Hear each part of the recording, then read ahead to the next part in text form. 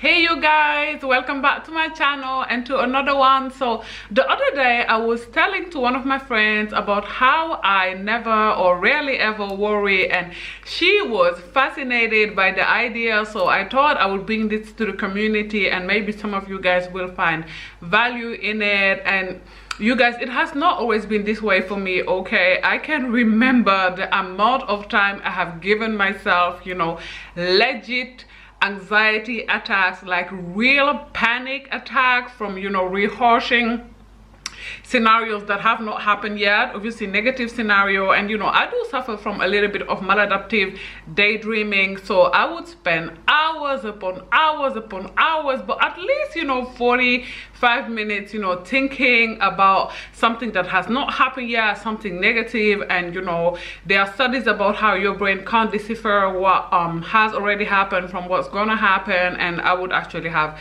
real attacks from this, okay? So I don't want any of you guys going through this. So here I want to introduce a principle that my therapist taught me. Shout out to Kimberly, shout out to betterhelp.com. And no, this video is not sponsored by them, but I have used the service and wholeheartedly believe in it. And she taught me how to decatastrophize, and what you're gonna need here is a pen and a paper. Now, for example purposes, let's say that your biggest fear ever is to get some incurable disease, some chronic disease, let's say HIV, for example, God forbid, right?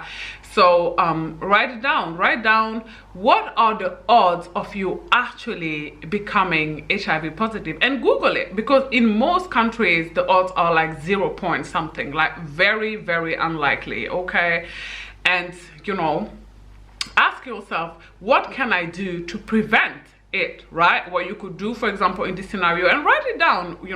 I can avoid having unprotected sex with people who are not my partners, and once I get a partner, I can go and get tested together with them to make sure that they are clean, okay?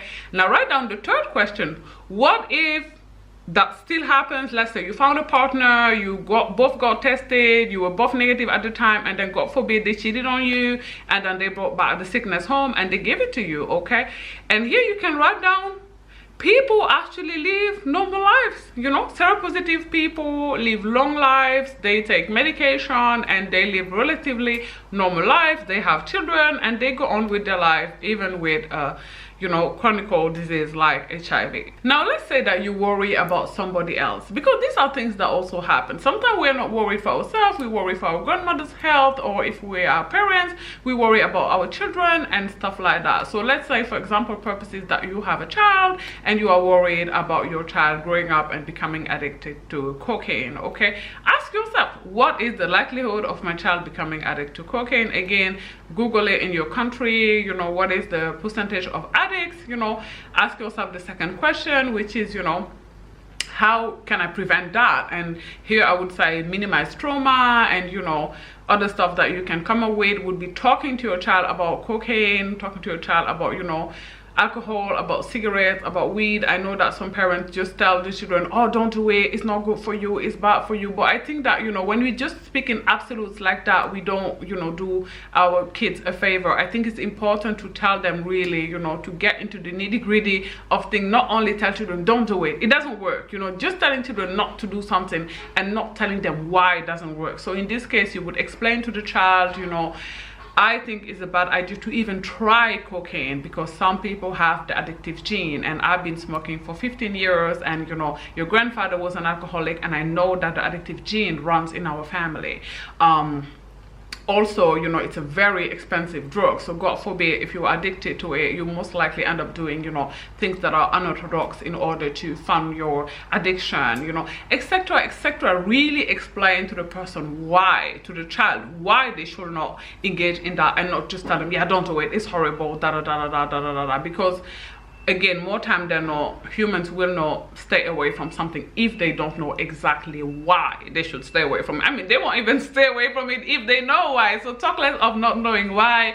Now, last case scenario example is, you know, we are worried about something in the future. Now here I can take my own example. I was talking to this friend and I was talking to her about, you know, how excited I am that there's 800 of you. I think mittlerweile there's even 825 of you, which is crazy. Only yesterday we were 800. And you know, she asked me like, yeah, do you get any money from me yet? And obviously I don't, you know, she's not very savvy with the YouTube thing. And I did say, of course not, you know. And she's like, yeah, what are you gonna do? You know, what if you never make any money creating content, Manera? And I'm like, yeah, what if I never do? What if this channel never blow up? Actually, the likelihood of it never blowing up is much bigger than the likelihood of it blowing up. You know, 95% of content creators don't make any money creating content, so most likely this channel will never blow up, right? And you know, I came home and I really pondered about that. You know, what if it never takes off? And yeah, what if it doesn't, you guys? That is something that, you know, I'm not really worried about. I don't think about it. I'm 34 right now. I'm going to create content for another year, and by the time I turn 35, I'm going to assess, you know, do I want to continue creating content? If I enjoy it, I'm going to continue doing it. It's a hobby. If I don't enjoy it, I'm going to quit. But here is what I can tell you that I know for absolute certainty. I do not know where Nushka is going to take me. I have no idea. I have no clue. I'm enjoying it. I'm doing it. It's fun. It's a hobby. I enjoy it. But what I do know with absolute certainty is that I will never be 80 years old on my deathbed asking myself this question: what if?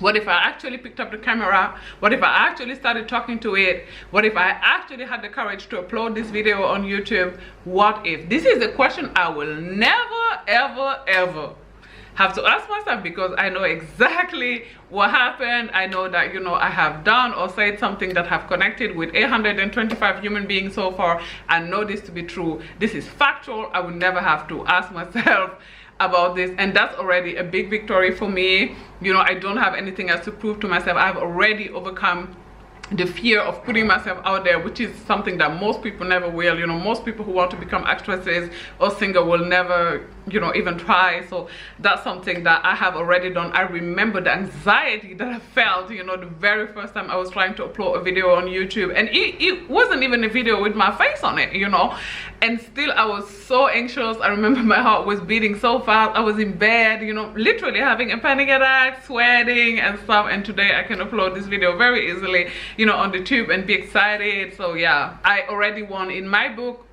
You know, I already overcame my fear, so I already won. You know, I am a more confident person today than the one I was when I started this journey, and for me that's victory enough. And in closing, I wanted to leave you guys with two reflections that helped me, you know, live without a single care in the world. And the first one is 85% of the negative stuff that you think about never come to fruition. This number is not from me, it's from therapists. You know, some of them even say 90%. So I want you guys to really listen to me carefully here. You are literally your own bully. Let that sink in. You know, you're not in school anymore, or the children are not pushing you around. You are bullying yourself. Okay, let that sink in. Bullying yourself. Thinking about these things that have not happened, rehearsing them, playing them over and over again. In German there is a name for it. It's called Kopfkino. It means head cinema. You are literally making movies, negative movies, nightmares. Okay, you are producing them in your mind. You are the own realizator of this, you know, horror movies in your head and bullying yourself. Stop it immediately. Let today, this very moment, the second you see this video, let it be the last time you do that to you. Okay, just stop it. Okay, stop bullying yourself. most of it will never come to fruition. And I guess, you know, the follow-up question to that is, Manetta, what if it does? You know, what if actually my biggest fear, or one of my biggest fear, actually come to fruition? And I can say, oh well, darling, you have survived 100% of the trial and tribulation that you have experienced until now. How do I know? Well, you're watching this video right now, you have the internet, you know, so get yourself some ice cream or some wine and just enjoy. Okay, listen, there are going to be problems in life. Trial, tribulation is gonna happen, and when it comes, this is key, when it comes, deal with it then. There is no reason for you to literally start agonizing about it today. Okay, today's bread is enough. Okay, you know, think of the Bible. You know, we always pray on a present tense. Now, I'm not the most religious person, but if you are, the good book always say, Father, thank you for today's bread. Okay, so just focus on today's sorrow, because trust and believe today's sorrow are enough for today. There is no need for you to worry about tomorrow's sorrow, because it's not here yet. If it come, when it does come tomorrow, then we'll worry about it tomorrow. Do not stress about something that has not happened yet, because it's just gonna make you anxious for no reason. You know, you're still not gonna fix it. There is still no solution for it in the present tense, so don't worry yourself. And remember, you have survived everything that you've been through until now. So, you know, that, you know, past behavior is the best indicator of future behavior. I always say this, you know, and I always use this when I'm vetting people for friendship and of course romantic partnership, you know, because again, how they acted in the past is most likely indicative of how they will act in the future. So remind yourself of this, tell yourself this to calm yourself down. You know, when you're feeling very anxious, very worried, tell yourself, you know what, I have survived abuse when I was a child. I had the parents that were alcoholic, my dad was not in the picture, perhaps trigger warning, I've been molested in, you know, childhood, and I'm doing just fine today. So no matter what tomorrow has in store for me, I will be all right, I will be okay. Find a mirror and tell yourself over and over and over again, I don't care if it has to be 100 times every day, I am an overcomer. Okay, and you will overcome, you shall overcome, you have always overcome until now, and there is no reason for that to change. I promise you. I love you, I'm grateful for you. If you made it to this point of the video, obviously you are the most valuable player. Please do not forget to give this video a thumbs up so that other people, you know, can learn about the art of decatastrophizing. In the comment section down below, let me know what are your best tips to de-stress. Do not forget to subscribe to my channel as well, and I will talk to you guys on Sunday. Bye guys. Mwah.